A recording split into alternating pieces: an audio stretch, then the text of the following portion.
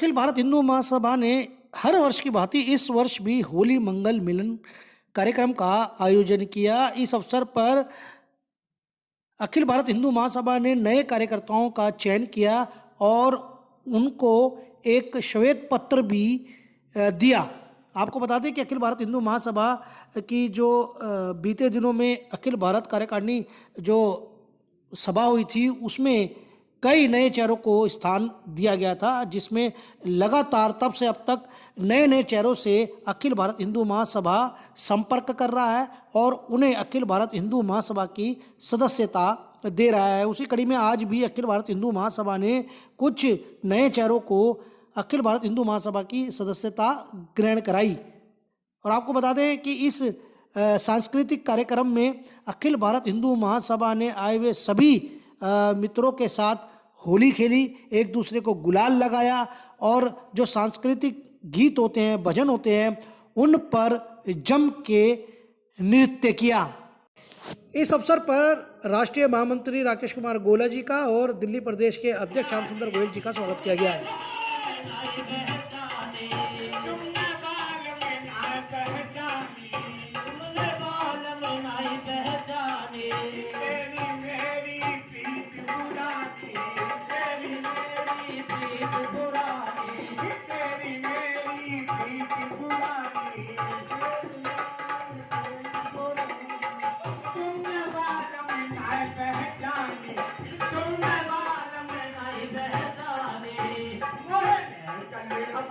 Sir, क्या कहना चाहेंगे कि आज कुछ आपने नियुक्ति भी की है, नए कार्यकर्ताओं को आज अखिल भारत हिंदू महासभा ने सम्मिलित किया गया है, क्या कहेंगे इस बारे?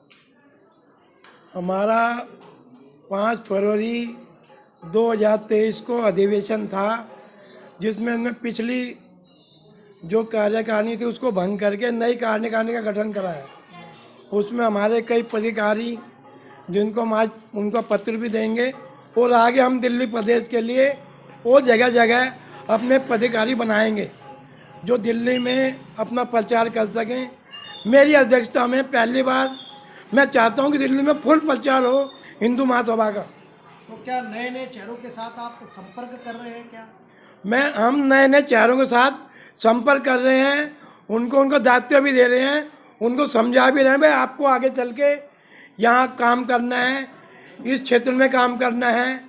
तो सब क्षेत्रों को हम लेके चल रहे हैं साथ में दिल्ली प्रदेश के।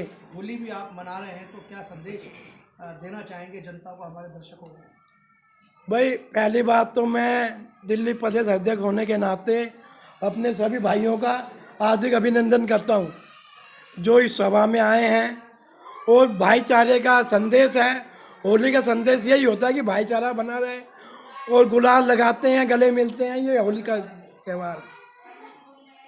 हर वर्ष हम इसी प्रकार से होली का पर्व धूमधाम से मनाते हैं।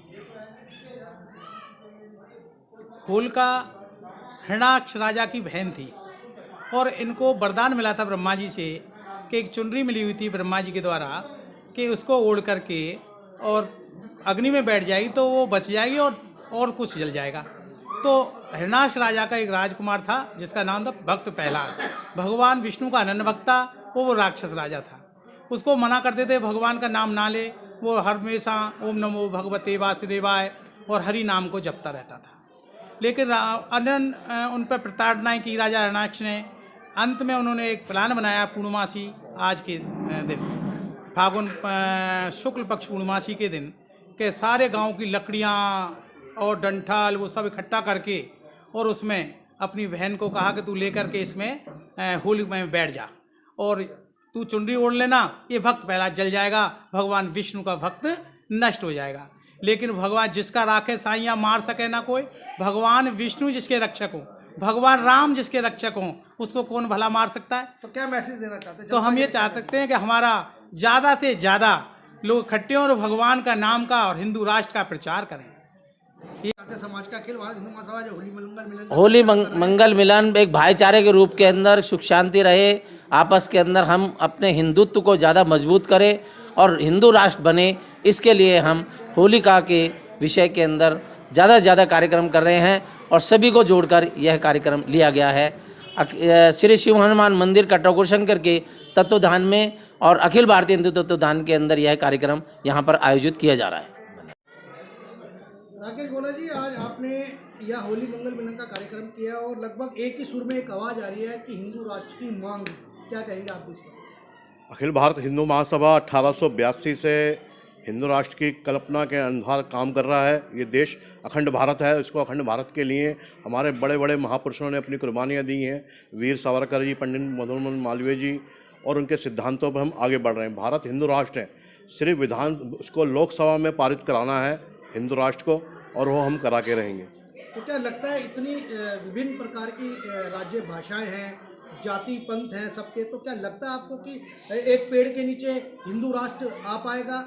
क्या हिंदू राष्ट्र बन पाएगा ये भारत? क्या लगता है आपको?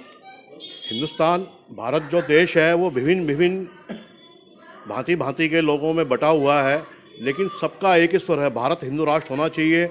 हमारी जाति, हमारी बिरादरी, हमारी भाषा कोई भी हो, लेकिन भारत माता सबकी है, गंगा जमुना सबकी है।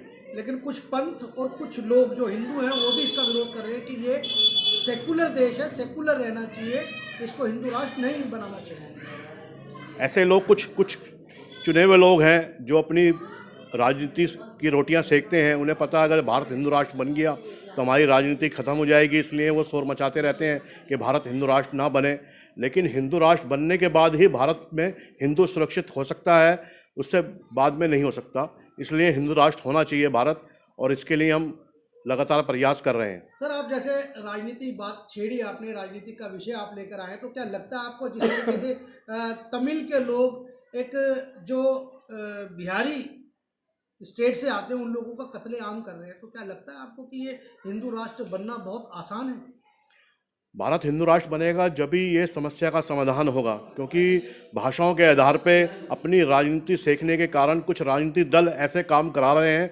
हम उनकी घोर निंदा, घोर भर्त्सना करते हैं, और वहाँ की राज्य सरकार और केंद्र सरकार को भी हम कहना चाहते हैं कि ऐसे लोगों पे कठोर से कठोर कदम उठाएं और ऐसे लोगों को तुरंत गिरफ्तार करें, जिससे वो जो वहाँ जो हिंदी भाषी लोगों पे जो हमले हो रहे हैं वो रुकें और वो ख़त्म हो। हिंदी भाषी पे तो हमले हो रहे हैं, साथ साथ पंजाब के अंदर भी खालिस्तान भी अपना सर उठा रहा है, तो इस पर क्या कहेंगे?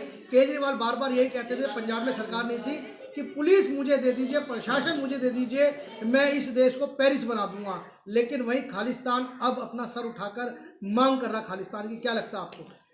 ये केजरीवाल सरकार का फेल्यूर है, और ये उनको सोचना चाहिए कि हम जिस मांग को लेके पंजाब ने हमें सरकार बनाई थी, और ये जो समय हो रहा है खालिस्तान का जो मांग उठाई जा रही है, उसको तुरंत उनको दबा देना चाहिए, नहीं तो आगे जाके पंजाब के लिए और पूरे भारतवर्ष के लिए बहुत बड़ी समस्या उत्पन्न होती जाएगी।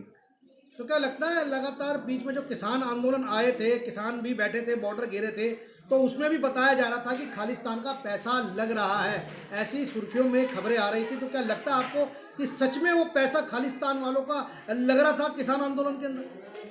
जिस तरह से किसान आंदोलन का रूप लेते हुए आज खालिस्तान की मांग की जा रही है। खालिस्तान की मांग तो बहुत पुरानी है जी, लेकिन किसानों में जो पैसा खालिस्तान का लग रहा था वो जांच का विषय है। वो केंद्र सरकार और राज्य सरकार को उसकी जांच करके दूध का दूध और पानी का पानी कर देना चाहिए।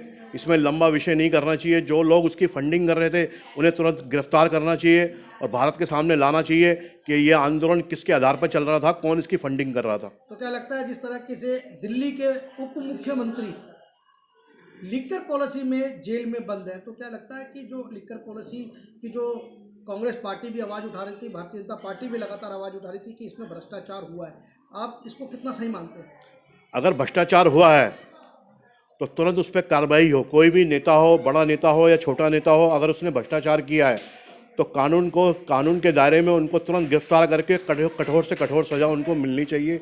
ये हिंदू महासभा की मांग हमेशा रही है और आगे भी रहेगी। हम किसी का पक्ष नहीं लेते और किसी को विरोध नहीं कर रहे, लेकिन जिसने गलत किया उसे तुरंत गिरफ्तार करके और कठोर से कठोर उसको सज़ा दी जाए। सर, आखिरी सवाल ये रहेगा कि अखिल भारत हिंदू महासभा इस होली के शुभ अवसर पर जनता से क्या अपील करना चाहता है? त्यौहार किस तरह मनाया जाए, क्योंकि बार बार इस त्यौहार को भी टारगेट किया जाता है कि पानी दूषित होता है, प्रदूषण होता है, बार बार हिंदू के त्योहारों पे हस्तक्षेप किया जाता है, ऐसा क्यों?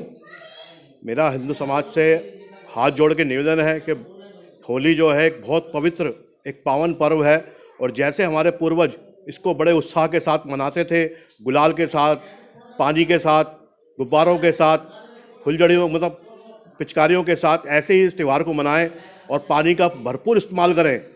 और पानी का इस्तेमाल अगर करेंगे तो होली का आनंद आएगा, पानी का इस्तेमाल नहीं करेंगे तो होली का आनंद भी नहीं आएगा। तो जैसे हमारे पूर्वज, हमारे जो लोग मनाते थे, हम बचपन में मनाते थे, वैसे ही होली मनाएं, किसी के बहकावे में ना आए, किसी की बात ना सुने। जैसे हम होली मनाते थे ऐसे होली मनाएं, क्योंकि ये देश उत्सवों का देश है, भारतवर्ष त्योहारों का देश है। और होली की सभी देशवासियों को, क्षेत्रवासियों को और भारतवासियों को बहुत बहुत शुभकामनाएं। जय हिंद।